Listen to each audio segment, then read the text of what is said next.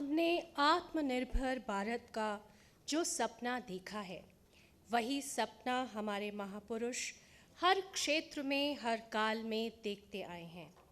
इनकी परिकल्पना को सजीव रूप देने के सार्थक प्रयास किए जा रहे हैं और शिक्षा को तकनीक के साथ जोड़कर एक ऐसा रूप स्वरूप विकसित करने पर जोर दिया जा रहा है जो बच्चों को आत्मनिर्भर, निडर तथा हुनरमंद बनाएगा। क्योंकि हुनर है तो कल है, हुनर है तो कद्र है। इन्हीं विचारों को साझा करने के लिए मंच पर मॉडरेटर के रूप में आमंत्रित हैं doctor Ashok Pandey, global peace fellow education, global peace foundation, USA और former chairperson NPSC। You're welcome, sir. Reporter के रूप में हमारे साथ हैं माननीय Meenu Tiwari, executive member NPSC और principal CRPF public school Dwarka. Ma'am, you are welcome. Coordinator के रूप में हमारे साथ हैं माननीय Rashmi Malik, executive member NPSC और principal Salwan public school Gurugram. Panelist के रूप में मंच पर आमंत्रित करते हैं प्रोफेसर MM पंत जी को। Sir is farmer pro vice chancellor IGNOU, education futurist. Sir had been a faculty at IIT Kanpur and pro vice chancellor Indira Gandhi National Open University. Professor Pant's current mission is to develop the new educational paradigm that will help achieve Goal 4 of the UNESCO Sustainable Development Goals by promoting self-learning empowered by artificial intelligence and allied technologies. अगले panelist के रूप में हमारे साथ हैं श्री संजीवा शिवेश जी, founder and CEO, the Entrepreneurship School Think Startup. Sir, you're welcome. Sir is co-founder of Think Startup, the Entrepreneurship School, Predict Technologies, Accelerate Venture Partners, and Shatadri Think Tank, a former civil service officer, strategy consultant, and private equity fund manager, serial entrepreneur, and angel investor. Sir has taught entrepreneurship and innovation courses at several universities, including Singapore Management University, IIT Delhi, IIT Roorkee, IIM Kashipur, IIM Rohtak, MDI Gurgaon, FMS Delhi University, Delhi University, and conducted several faculty development programs. अगले panelist के रूप में मंच पर आमंत्रित हैं Shri Sanjeev Singh ji, professor Delhi University. Sir has presented a paper on characterization and optimization of polymer waveguides parameter for design of optical modulators. Sir is also an advisor at Connecting Dreams Foundation. आप सभी का अभिनंदन। अब मैं निवेदन करती हूँ मॉडरेटर डॉक्टर अशोक पांडे जी से कि वे मंच की कमान संभालें। धन्यवाद। आपने मंच की कमान मुझे दी है और आपका आशीर्वाद भी चाहिए मुझे। Good morning ladies and gentleman. Good morning. Yeah, okay. Now the chairperson has said good morning. We are all fine. Thank you all very much to this second very important day of this Golden Jubilee Celebrations of NPSC. I am absolutely privileged to be part of this particular session. We have 1 hour and we'll try and finish it within 1 hour. All of you have to be engaged because this session is going to be led by 3 very distinguished panelists, as you all know, Professor Pant, Professor Sanjeev Singh, and Mr. Shivesh. And the computer has already given some information about them, but your work is not over as yet. You have to Google, you have to go to their LinkedIn profiles, and then only you will come to know about them. We will save that time for further discussions. Only one instruction and request I have that though this session is on technology, all of you are requested not to use any technology. I hope my message is clear. Loud and clear. Very good. Thank you. Thank you very much. So what we are going to do is, in the first segment, I'll invite all the panelists to give their opening remarks for about 5 to 6 minutes, in which they will talk about technology, where they come from. When we talk of technology in a gathering like this, 2 or 3 things are very, very clear. That whether willy-nilly or very convinced or very logically, we agree that technology has a very, very significant role to play in our lives, particularly in teaching and learning. We also agree that technology cannot solve all the problems. And the third, we also are very, very apprehensive that unbridled, uncontrolled use of technology can become some kind of unguided missile, and therefore how to strike a balance between these two apparently opposite poles as far as technology exists. So having agreed to all this, I think our panelists have their role very well cut out as to how they can encourage us that yes, technology has a definite role, and at the same time, what are its limitations and what are its threats. So now I'll not go into detail as a moderator. I will be very, very short on speaking. First session, I will listen to them, and then I will be provoked enough after 15, 16 minutes to provoke them with some very, very piercing questions. And all those questions are in your mind, I can guess it. And in the third segment, if time permits, probably 1 or 2 questions I can take from the audience, only on one condition, that the questions will not last for more than 30 seconds. So that is the only condition. And therefore now I invite Professor Pant. All of you know Professor Pant. He's a futurist, and he can shake you, he can move you, and what he has to say about technology in the light of the discussions we have had, he's going to give his opening remarks. Over to you, Professor Pant. So thank you, Dr. Pandey, for this, what should I say, this kind of absolute thrust-wise start to the session, and trying to say that our core thing is an issue of balance. I must say I was particularly delighted because some of the things were happening in Hindi also, and I cannot control myself from bursting into Hindi on occasion, which I will. But he's talked about it as the futurist, and I have no doubt that I look at the year 2050 and beyond. But I'll begin with the past. When I started teaching, and I gave my first lecture in 1966 to a bunch of engineering college students who would all go and become electrical engineers, mechanical engineers, civil engineers. Computer engineering had not been prevalent till then. I was a physics teacher teaching with no technology. Blackboard and chalk. That chalk was also not plastic coated.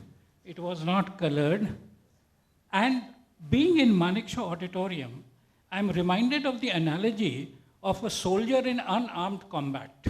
So teachers are in unarmed combat where they're given a blackboard and chalk, and we have to fight the enemy of ignorance, which is actually now becoming an epidemic.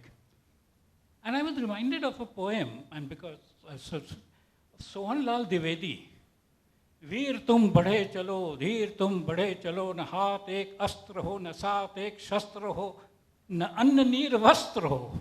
And this is what has been the fate of teachers so far. Now technology is coming to the rescue.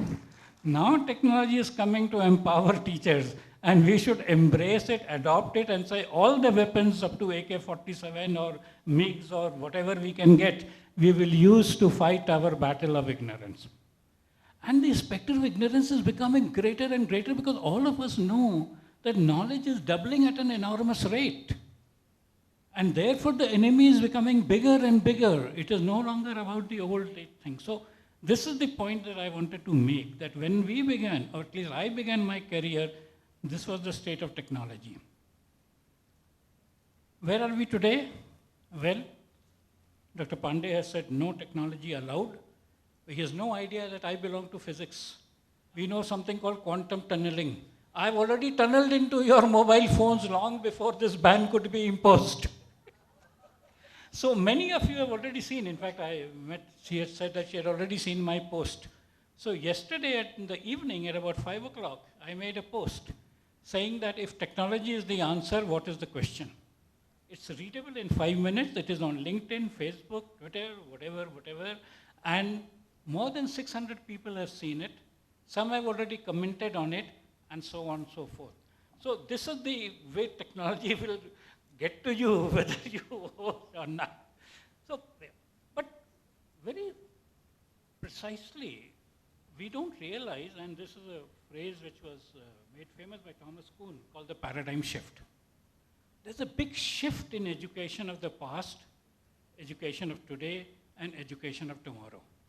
And the big shift is that we are moving toward a form of exclusive education limited to a few by birth or by wealth or by intellectual capacity to education for all. And not only that, we've seen that right to education, constitutional amendment, and we are not only talking about education for 8 years, 12 years, 16 years, 20 years, but for lifelong learning. We're saying illiteracy of the 21st century will be those who cannot learn, unlearn, and relearn. Therefore, the volume of the educational load has become very, very high. This is reminiscent of something which happened a long time back in the field of computing, where in the US Census, the 1880 census was not being processed till 1888-89, and then IBM came in and the whole process of data processing, computing, etc. started. Similarly, AI and emerging technologies will transform education to something which we can't believe, just like today's data processing is very different from what it was a long time back. Similarly, tomorrow's education it will fulfill all the challenges we have set out for ourselves in SDG Goal 4, NEP 2020, G20 Working Group, etc., of a quality education for all. Quality contemporary education for all. So as educators, we have to take the lead, we embrace it, we adopt it, and there are huge challenges that are going to come. Educators will not be, and before I close, I want to recommend one book which everybody should read if you haven't seen it before, the book by Anthony Seldon on the fourth education revolution. It says very clearly that educators have to take the lead. We are in charge of that charge of using technology in education. And then, of course, as Dr. Pandey said, we'll go through the session as we go on. This was a bit energizer and enthusiasm and developing confidence that we have a bright future ahead of us. Thank you. Thank you. Thank you very much, sir. And your anecdotes and the opening remarks. So you have already laid a pathway where we are going to ask you that, so who is the learner today? What is their nature of learning? And how we can deploy technology to innovate, to enhance their learning, and maybe to bring in equity and excellence as you're talking about. So I'll now move to my next panelist, Shivesh. He is a former bureaucrat, and now he is on a mission of promoting entrepreneurship and creativity among the school children. So how do you see the role of technology going forward? Probably you'll throw some light on that, Shivesh. Right. Good morning to all. And yesterday a few of my colleagues were here, and they said, "Sir, सारे principal सीढ़ी लेके आए हैं." But I can't see any of these ladders. So where has the ladder gone? And why did principal actually, the question is why, I asked why are they carrying ladders? So they said, listen, sir, सबको standard ऊपर करना है, इसलिए NPSC का conference चल रहा है, सब तैयारी करके आए, सीढ़ी पे चढ़ना ऊपर स्टैंडर्ड करने. So I think Professor Pant raised very important pointers out there. But before I put my mind, I really want to see where you are. And what I can do is, let's imagine, right? Today the buzzword is Amrit Kal. So imagine that we are in 2047, 2047. You can close your eyes for a while. And in 2047, just imagine the schools or classroom of 2047 and give me one word which comes to your mind. Technology, right? So that's the differentiator. So that's standing out in your head that, okay, that classroom or schools of 2047 will be technology led, okay? Fantastic, so there won't be any school. There is another thought that there won't be any school. Any other thought? Yes, ma'am? The boundary-less school or the concept of school will change. Any one more last thought, because I'll ask one more question. Yes, sir. Hybrid school.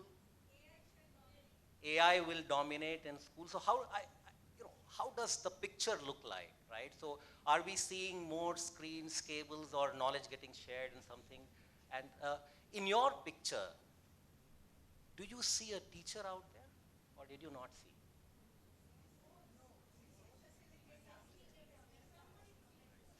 Somebody was there, right? So call it facilitator, mentor, teacher, right? So the words will change some meaning, but there was a person in the classroom, or it was a person-less, a facilitator-led classroom. Facilitator without facilitator classroom, no facilitation. It could be without facilitator also. There could be no classroom. There could be no classroom. No classroom. Yes. So what I'm now able to gather, and these are we are in discussion with the leading educators of India who are imagining schools of 2047. It looks like a digitally or tech-enabled school. It looks like a student or a learner-led learning environment. So that's what I'm gathering. And it becomes more hybrid, boundaries are lost. It could be, maybe there could not be a facilitator, right? This is what we are saying. And I've been a student of innovation. And what I know is technology comes and it brings big changes. Big changes in the sense, long back, and I'm sure many of you would recollect. I grew up in a very small place called Bhagalpur, and in Bhagalpur, if you had to convey a good news or a bad news, the only medium was telegraph. There were telegraph operators. Ab wo hai nahi. That role has simply vanished because technology came, and in different forms those roles just vanished.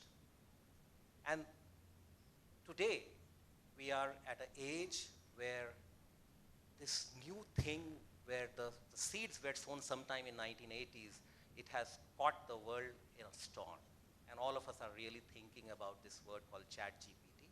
I actually, before coming this morning, I posed maybe about 20 questions to ChatGPT today, and it gave me some wonderful answers, right? How the challenge of education, why kids are getting bored in classroom, etc., right? And it is a reality that students are getting bored in classroom because their curiosity is not getting fulfilled, right? So basically we are talking of different sorts of learners. There could be what Sir talked about, he talked about 3 categories right now in terms of people who have access to education, or there could be for simplicity of use, right now I'm using a word called A category learners, brighter students who are fueled by desire, curiosity, etc., etc. And these guys or girls are getting bored inside classroom. So one model of education is about fulfilling the needs of someone who is more aroused and to quell their desires, a student-centric learning. And then there could be still a big mass where some sort of teacher-facilitated learning, because still 1.4 billion is the population and so many people are out there. We still need to train the workforce for society, for humanity. So there are multiple hues of the problem as I'm able to see. One part of the problem is that there are bored students, smarter kids out there, and we are not doing anything for them because teachers are overloaded. The work that they're doing it has one part of its teaching element, and then there's a lot of drudgery to it, right? So today when I interact with teachers, आप क्या कर रहे हैं, ये question check कर रहे हैं। हाँ, अगर वो आंसर शीट चेक कर रहे हैं और उसको चेक करने में अगर आपके 3 घंटे जा रहे हैं, लगता है 3 घंटे, I've been doing these marks assessment and all that, and if you gotten at Terry University 100 answer sheets, then it takes 6 hours to assess. Now,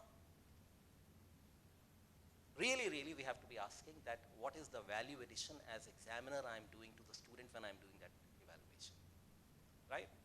There could be a nice statement that we can all make, अच्छा है mark देते हैं, बच्चों को पता चलता है and all that. But the value addition is really much less. We are not giving any feedback to the students out there, क्या किया आपने, क्या गलती. And I think a lot of this is going to change in 2047.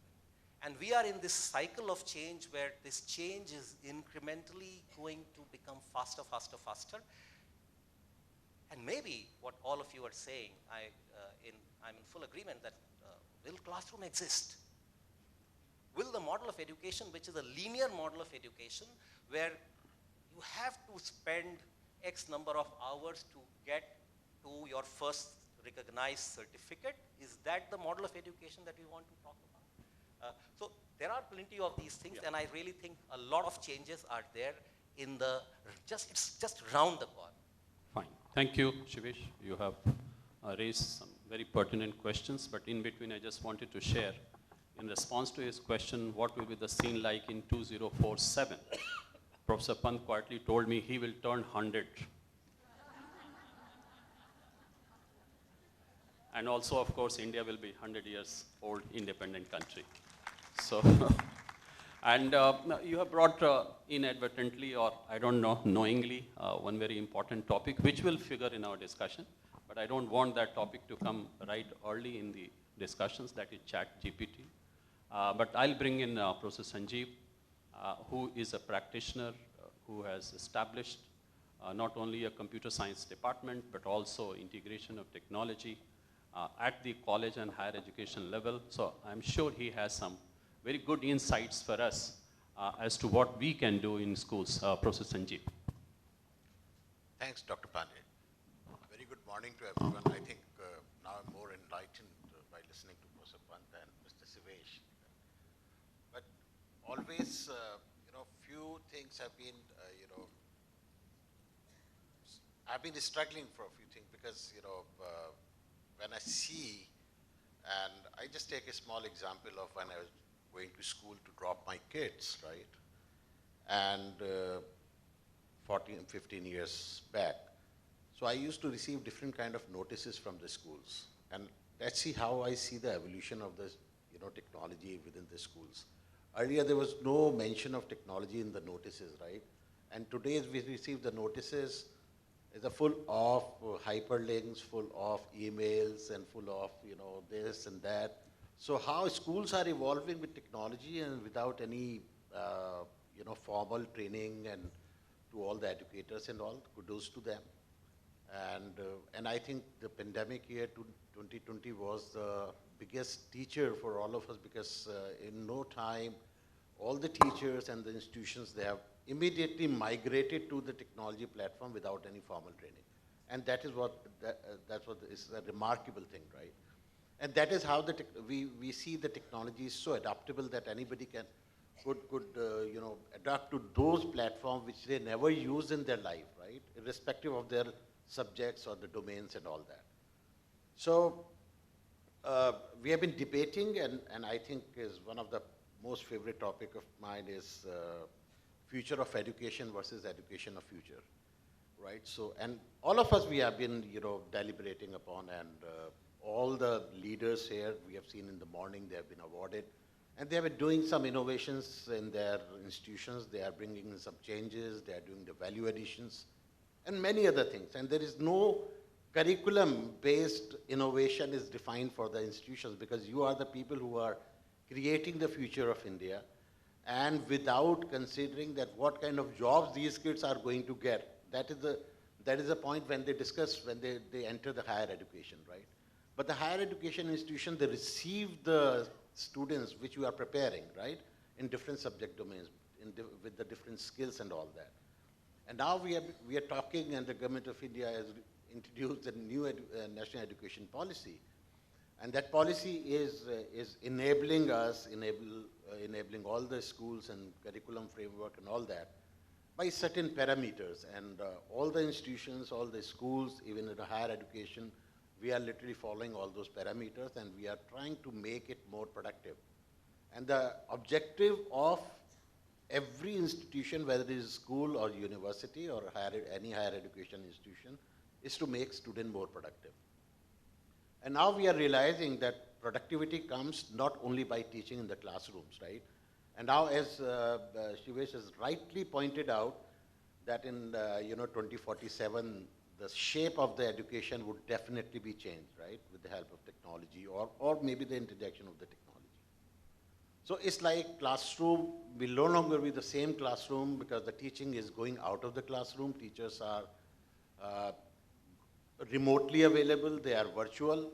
Earlier, you see, I take one small example and try to pull your thoughts that how you remember your teachers. I mean, if still you recall your class 5 or class 8, any of your school, any of the teachers' lecture, you can still reproduce, right?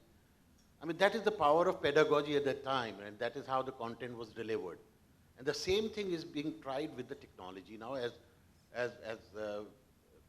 panelist members, they mentioned about the newer technology like ChatGPTs and all those. So they are the assistive technologies. They are trying to enable, right, the learners and all. But again, we have to. It's debatable that how effective it's going to be, because recently a few of the researchers they've written the research paper and they made ChatGPT as a co-author, and the publishers rejected it. Yeah. Right, so these kind of things will happen, that authenticity and all that, because the ChatGPT and all these AI platforms are nothing but they are gathering information which has already been created, right? So who is the owner of that knowledge? So we need to figure that out, and how technology is going to help the learner that whatever information they are getting out of any technology, right, is authentic or is certified. So we are in the struggle, we are struggling that to ensure the authenticity. Even we are so concerned about verification of the document because we don't trust. So now the situation is, earlier we were believing and we were so focused on the trust-based system, and now we are heading towards zero trust system. So technology, which doesn't trust anybody, right? So what are the ways in which we can introduce those kind of frameworks, technology framework, where technology doesn't trust anybody, whether you are an educator or a learner. So how the institutions in the future and the classrooms of the future would adopt to those things which are slightly away, not far away from all those kind of a trust-based things which we really gather from face-to-face teaching and learning systems. I mean, the biggest example I quote that, I'll just pose a stupid question in front of you. Who asked you to buy a mobile phone? None, right? It is out of your own, requirements and all that, right? Correct. It's a need-based, right? And probably you never went ahead for any training program or the classes to how to use the mobile phone. And that is how the role of the technology, that how technology is so easy and seamless, which can be integrated with our lives. And now this live, the education, we are imparting education. So how and what all are technologies available which can supplement, which can support our pedagogical values? Because the pedagogy is something which is, it varies from teacher to teacher, classroom to classroom, institution to institution, right? So there are certain ways in which, so how we define pedagogy, right? The simple art of sharing knowledge, simple, right? And how art of sharing knowledge, whether through ChatGPT or through a teacher or through in a physical mode or a virtual mode, doesn't matter, because we are in the time where we are talking about the skilling, reskilling, and upskilling, right? So how we are changing the dimensions of teaching and learning, and I think is a very exciting time. A lot of changes are happening, curriculum framework, the way of, giving the credits to the students, how many numbers, and also the mobility. Now mobility has increased. Now the student at higher education can take 2 programs at the same time. So 2 degrees at the same time. So this is the new new rule has come, yeah. right, by the UGC, right? So 2 programs, so they are enabling students, but are institutions capable enough of providing that kind of framework where you can, so what kind of timetable is going to be there, right?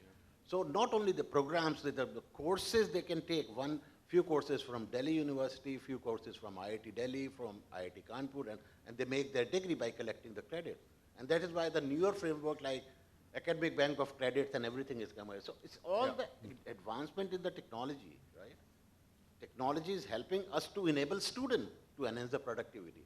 Maybe we can discuss it more. Thank you. Yeah. Thank you, Professor Sanjeev. I think you have entered into many facets. We'll come back to that. But sir, now I have a question for you. And I think you are ready also to answer that. I'm ready for anything other than EDCBI.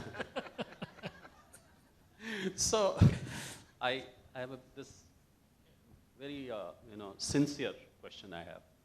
That when we talk of technology, do we assume that there is a crisis in education and it needs to be fixed? And only technology can fix it? Or there is a world beyond this? So, the crisis that we have in education is what I said in the beginning, that our old model of education was only few people needed to be educated, whether by birth or wealth or intellectual merit. Now we are saying no. All of us have to be educated and continually educated. That's how the constitutional amendment was made. That's how the right to education came into being, and so on. Now the second question is that is technology the only answer? No, technology is what you will use for whatever methodology will allow this to happen. And in the past we have seen that this technology, the digital technology, internet technology, now coming up to AI, has allowed us to reach out to a very large number of people. All technologies create a displacement in the nature of work, and I will begin with 2 interesting stories.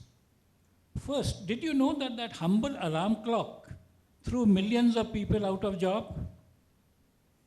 The alarm clock that you use to wake up in the morning has taken away jobs of millions of humans whose job was to wake up people in the morning by knocking at the doors. They were called upper knockers, not Hindi wala knocker, K-N-O-C-K-E-R wala knocker. They would knock at the window to wake you up to go to factory. So once the factory age came, people who were living in urban things had these people.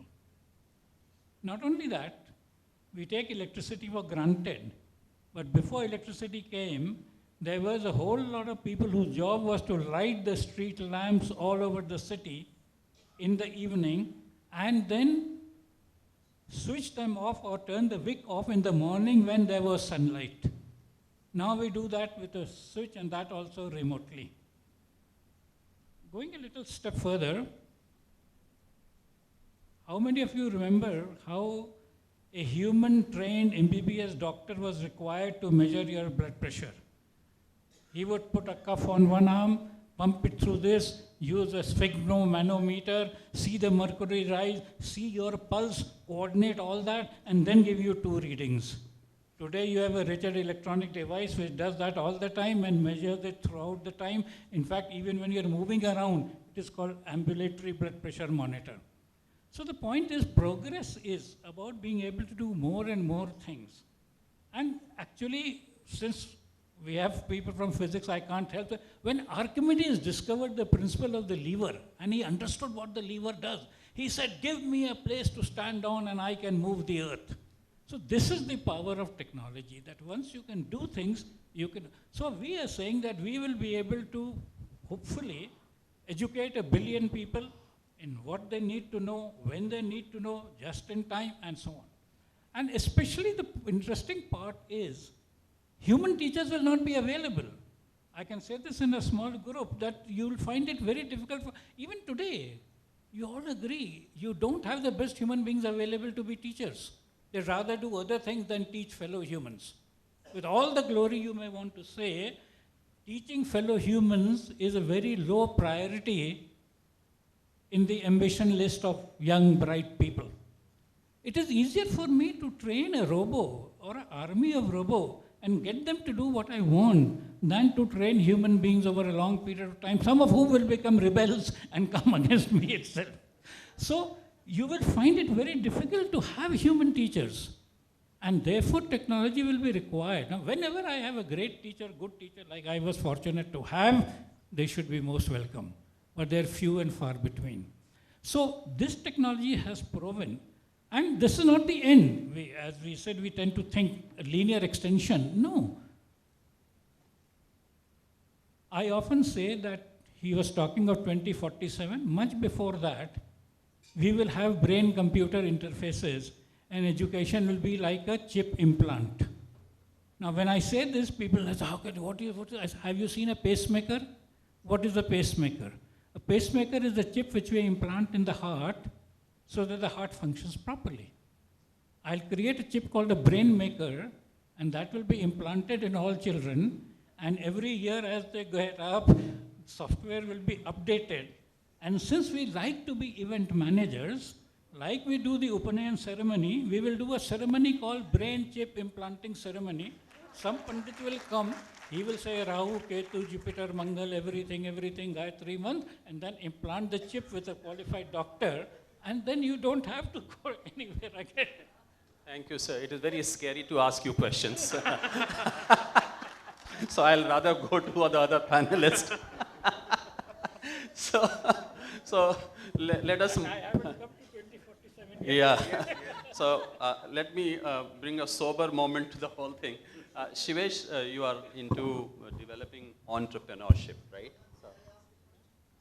Sir, we'll give you opportunity, and you'll be the first and the last one to ask the question. Okay? I have already found my question. Yeah. So Shivesh is going to deal with entrepreneurship, Yeah. and that will entail almost automatically, bringing in curiosity, let us say, for example, collaboration, risk-taking appetite, or things like that. So where do you see the role of technology in all this?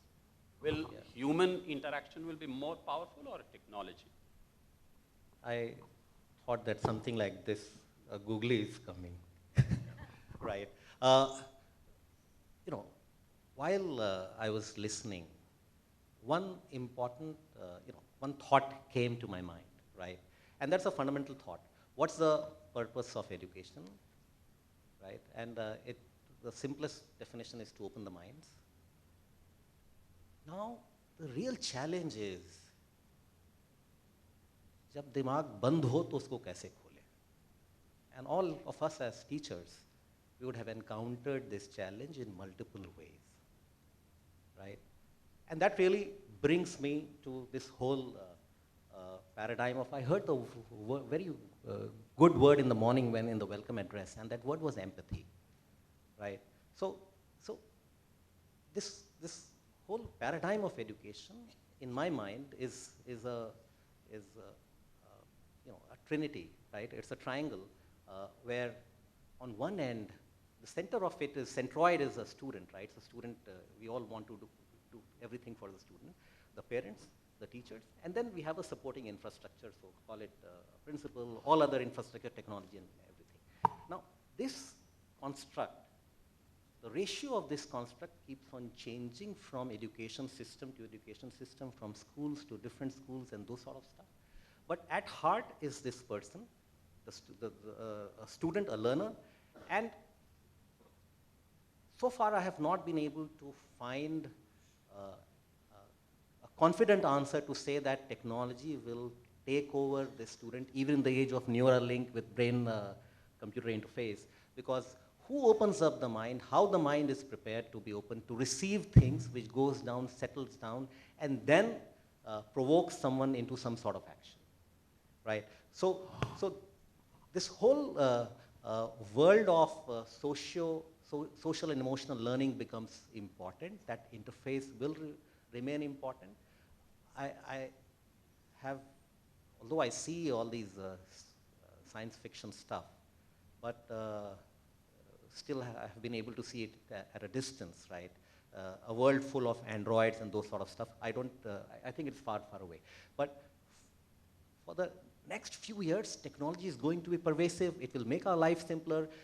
Kids who are coming to school, they are being exposed to technology. And if they are exposed to technology, then if teacher is not exposed to technology, then we are in a trouble, right? So as teachers, we have to be ahead of curve to be abreast with technology. But as educators, as facilitators, as mentors, whatever we say, we still will have to, someone will still have to play that enabling role of opening the mind and to push student into action. And that's the job that we are doing as entrepreneurship educators. Fine, I appreciate your very cautious approach there. Thank you very much. And Professor Sanjeev, since you come from higher education, two questions I have, and quickly.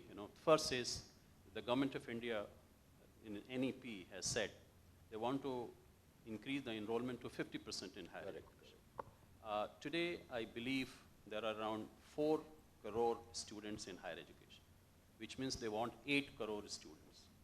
So that will require one university every month in this country. And forget about the teachers, faculty, labs, other facilities. So do you think this is what you are hinting at, that technology is needed and we cannot do about it, or you meant something else? Correct. And I think this is a very, very important question you have raised. I mean, this is something which we have been dealing with so many years, and we are still struggling that how to accommodate the large number of students, because the GER is something where every country is concerned about, and India is far behind in GER. And I think we're about 28 to 29%, and the government is trying to increase it up to 50%, right? So to take it to the 50%, we have to do a lot. As you rightly pointed out, that every month we need to open an institution or the university to cater to that number of students. But I think recently you might have heard of the announcement of setting up a digital university, right? So idea behind digital university is to cater to the large number of students irrespective of their place of residence or something like that. So they can become the part of that institution, and they can accumulate the credits from any place, even any of the institution of India, and even they can get some credits from abroad, and through the tuning program of NEP, right? So they are enabling. So these kind of frameworks, without setting up a large number of physical institutions, so virtual institutions are being set up, and I think large number of technologists, educators, and people, they are setting up the framework. They have made the entire ecosystem of digital university, and I think this year we are going to have that in place.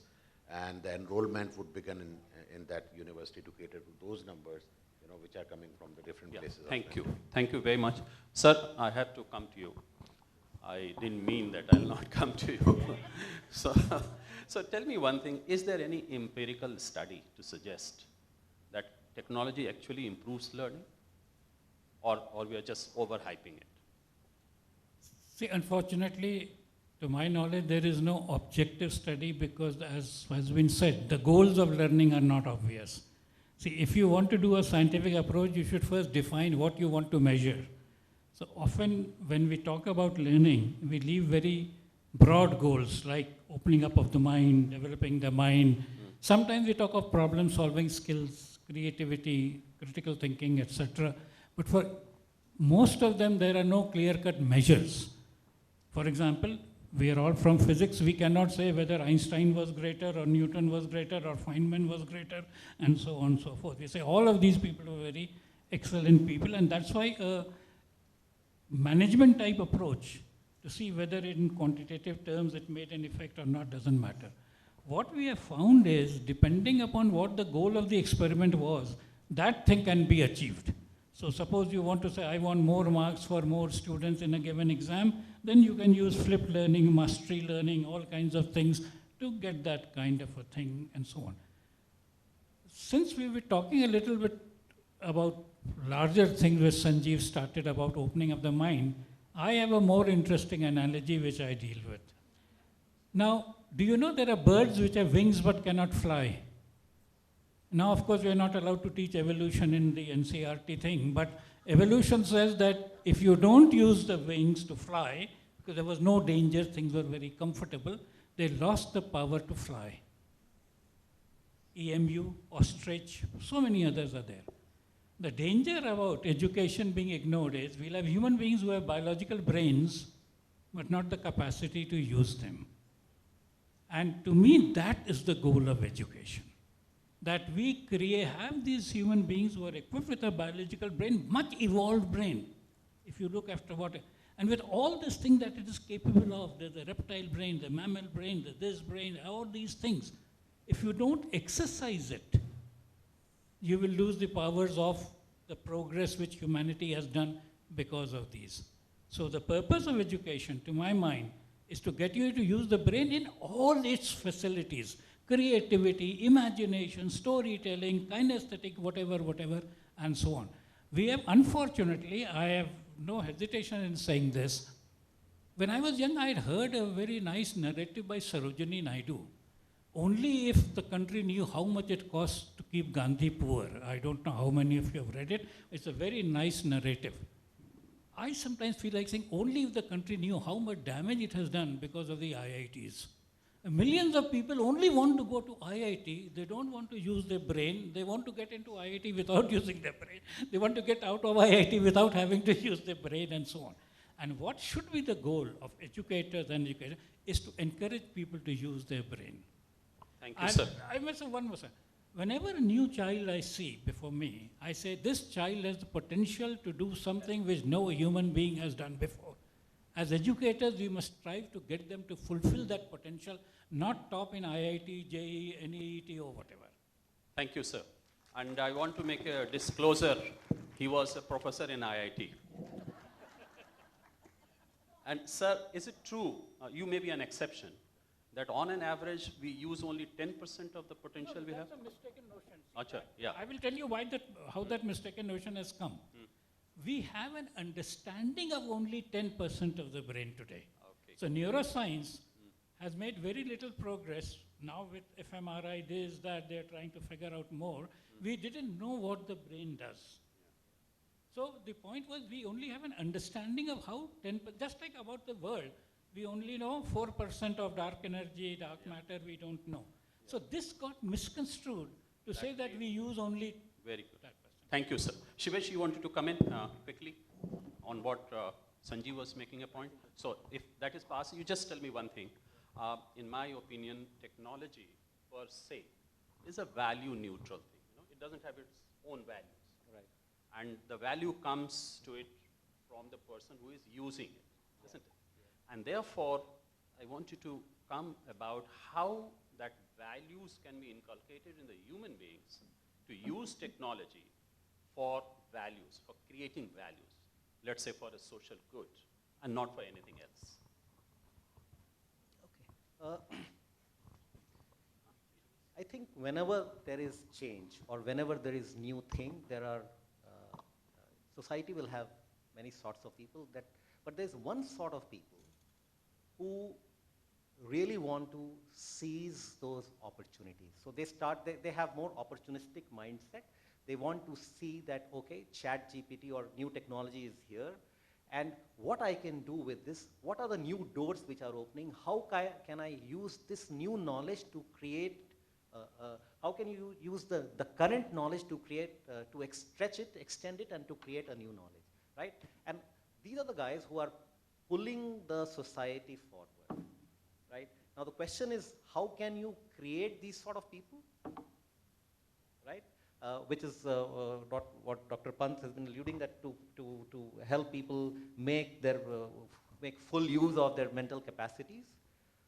I think this, in my mind, this onus lies in this whole word called education, with this partnership between parent, teacher, because one part of the partnership is parent, right? The societal problem that everyone wants to get into IIT is, part of it is parents. They are pushing that, get into this, right? Or they are selling the dream. Whereas a kid does not want to be part of that dream, right? So this collaborative arrangement between parent and educators, which challenges thinking, right? When I say challenges thinking, what's going on inside classroom, then that becomes very important, right? So if we are doing the same stuff, it's not going to happen. Correct. Right? The teacher's job is to pull everyone up. The form of education has to change. The challenges that you're putting into classroom has to change. And we have to recognize that learning can happen in multifarious ways. One is the course, textbooks, and curriculum which has been prescribed by the board. But then there are many ways in which learning is happening, and how do you consolidate and stretch that learning? And that's the job of the teacher. It's not the job of the teacher to stick to the curriculum-based learning and say, हो गया मेरा काम.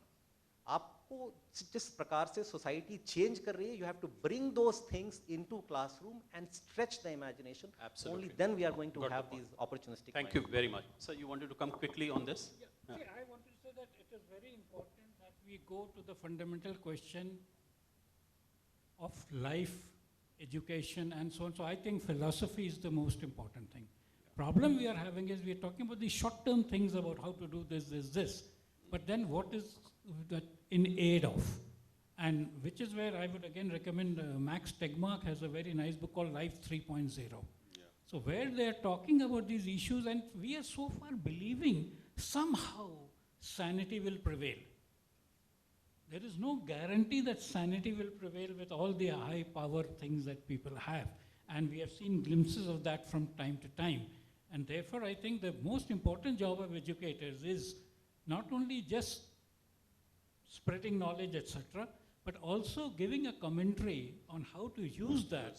Yeah. Because many of the issues today are not survival of the individual nation, country. It is about humanity. And I like that phrase very much. I said all nations are becoming powerful, but the earth is becoming an orphan. Thank you. Sir, your one question, one line, sir. One question, sir. Mr. Jain. No, it's fine. It's fine. Yeah. Correct. Yeah.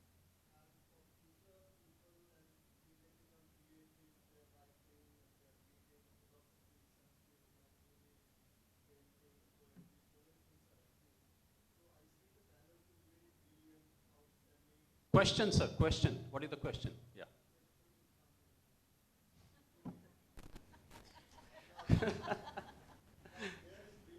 Yeah.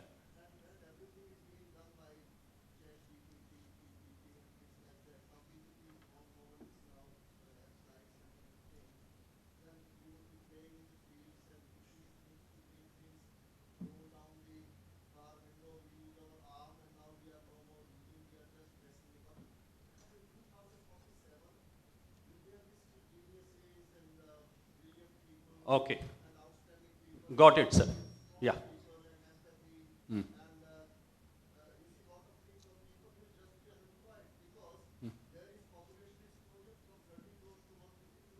Correct. Yeah. Yeah. Thank you, sir. We got your question. Brilliant question. And sir, about PPT, there is a phrase by Professor Pant, absolute power corrupts politicians and PowerPoint corrupts educationists. That is what he says. I have just quoted him. So, sir, 30-second answer to Mr. Jain. No? Okay. I don't want to give the impression that you can ask a question only when you are a former chairperson. Please wait. Yeah. Yeah. Okay. What is that? Yeah. If you meant the same, let them answer. Yeah.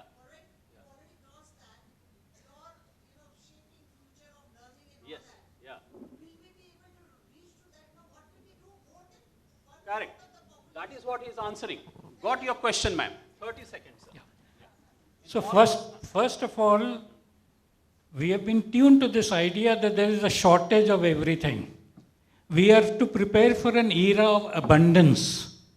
Now, the big thing that is made about energy, we are physicists here, energy will no longer be an issue. You don't need fossil fuels to burn, you don't have to pollution. Thermonuclear fusion is going to be done on a desktop, will be available. You will have your own sun and everything. So there is no shortage. It is now really that we will learn how to live like a human being. We have been enslaving ourselves for bread, butter, and so on. That will not be issue because there are enough technological sessions, and I can give you a whole thing. You follow this thing about them. So there is no shortage of thing. There is no issue of unemployment. There is enough for you to do. Now use your creativity, imagination to what you wanted to do. I mean, you imagine for a moment, food, clothing, shelter, and all such basic necessities have been met. What would you do with your life?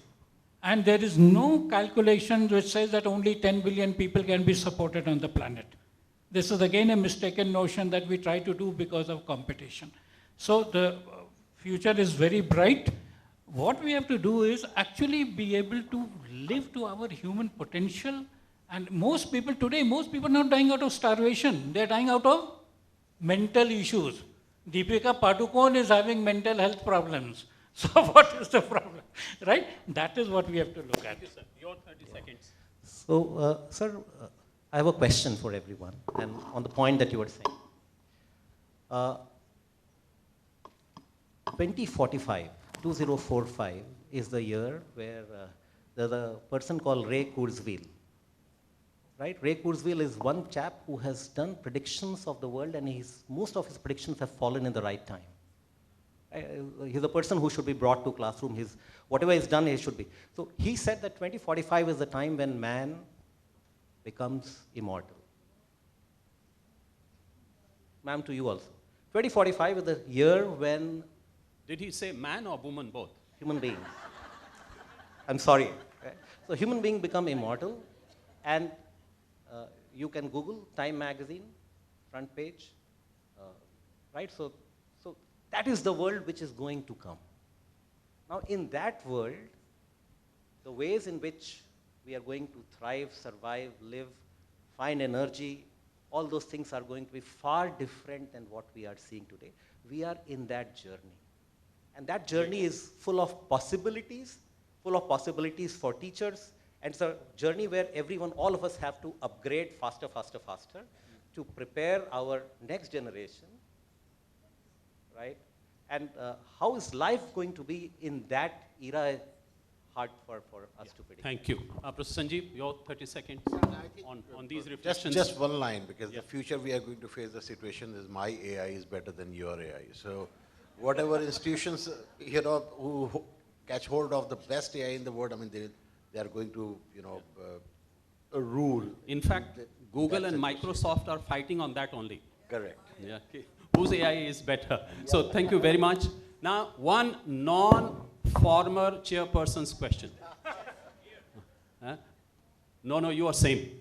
Yeah, somebody at the back. Yes, ma'am, in yellow, nice attire. Yeah. Yeah.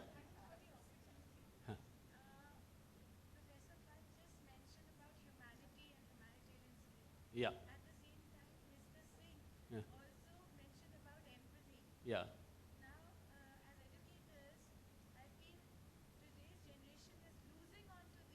Absolutely.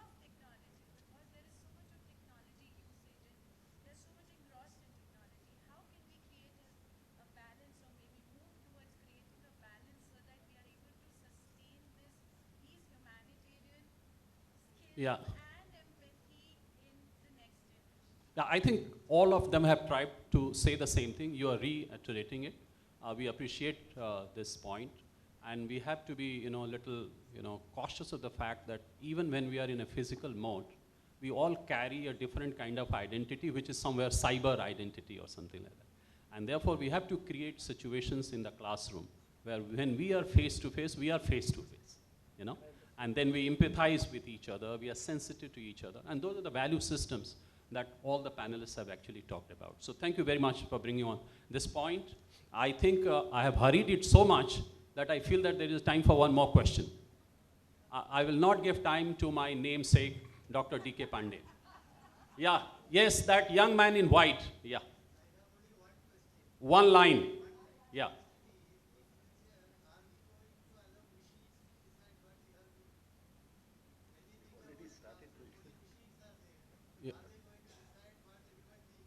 I think that mistake we have already made, but how we will come back, I think you can give 30 seconds. See, I think you will stop making this distinction between man and machine. So the point is that, see, it is true, we sometimes see technology as something external to us. Do you see a mobile phone as external to you? No longer. So the whole idea was that when it comes in, it is like an external. And I will begin with something which at least I have experienced from early childhood. I've been wearing spectacles from early childhood. I don't see them as technology enabling me to see. I see them as part of me. So this is what will happen. Thank you, sir. If you can ask your question in 30 seconds, then I will allow you, please. No commentary, just the question. Yeah. The emotional value Yeah. has to prevail, and technology must be used as a means, not an objective. This is where my question is. No, there's no question. You have already answered it. 2047, how we are addressing emotional issues? That is I think we'll answer it in 2047. We'll answer it then. Let it come, we'll cross the bridge. So, thank you very much, ladies and gentlemen. Thank you, panelists. Thank you, my colleagues, Rashmi and Meenu. In a army discussion, when you go for interview, there are 4 interviewers. They ask you questions. And 2 people sit quietly and just observe you. That is what Rashmi and Meenu have been doing. And they will report everything. So thanks a lot. God bless you all. Thank you, panelists. Thank you very much. Thank you, sir. My job is over. So, any felicitation? I have given you 3 minutes more for So, that. yeah, felicitations are there. Yeah, please come, sir. Are you, sir? Photo. Yeah. Thank you. 2045 is the year of time to cover stories. Thank you. Yeah. May I now request Mr. D.K. Pandey to be kindly Now on you got stage. the chance, finally, DK.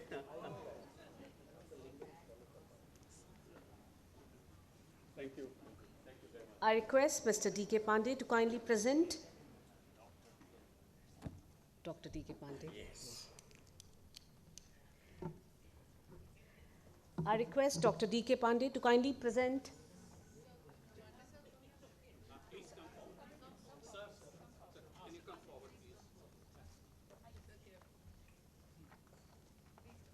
To kindly present our souvenir to Professor M.M. Pant.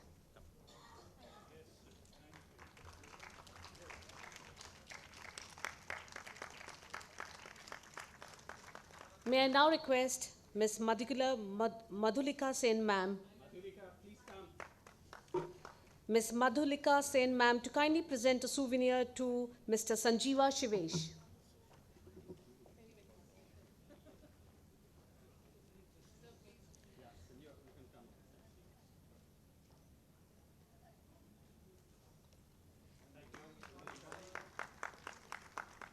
May I request Ms. Needa Chopra ma'am to kindly be on stage and present a souvenir to Mr. Sanjeev Singh.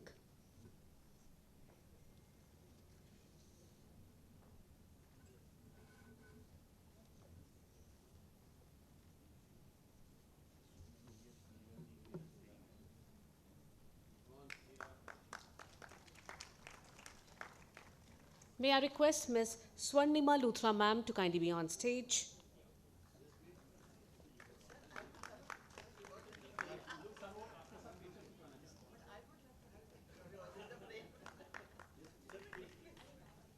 I request Ms. Swarnima Luthra ma'am to kindly present a shawl to our moderator.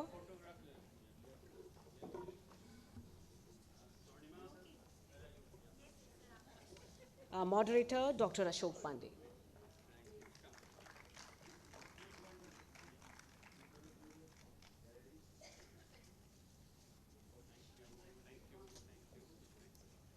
Thank you, ladies and gentlemen. With this, we move on to our next session. May we have the teaser, please?